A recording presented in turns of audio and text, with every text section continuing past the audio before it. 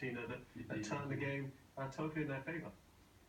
Yeah, it did in the second half. I mean, I think, like I say, Ireland had a good recovery just before half-time and just after half-time. I think we look at the Ireland try just after half-time first.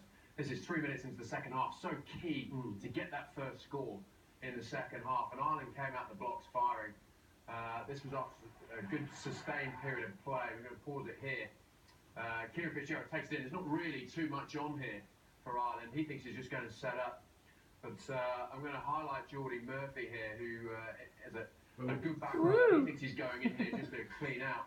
But actually, Fitzgerald does well. He stays on his feet. He keeps driving through the tackle and ends up breaking the tackle of Senatore and Creevy.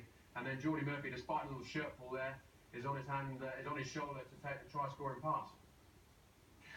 Yeah, it was impressive from Fitzgerald. He made a good impact off the bench. He scored in the first half a great try that sort of got back to the contest. And he knew that Ireland had to start well if there were any chance in the second half. And it felt like they were gaining the momentum at this stage.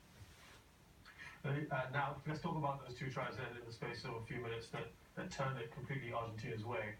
It was Tuchel, didn't it, that got that first try. Great work with him and Sanchez. He's not very good, is he? Yeah, I mean, they needed to get back into the game, Argentina. You could feel momentum swinging the way of the Irish. And they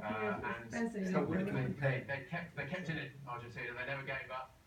They did always have good ball, and they were lucky to keep the tight head on the pitch. There was potential, but I think also if we look at the Imhoff try, which is the one that we have here, which is 10 minutes to go now, the game's still fairly open.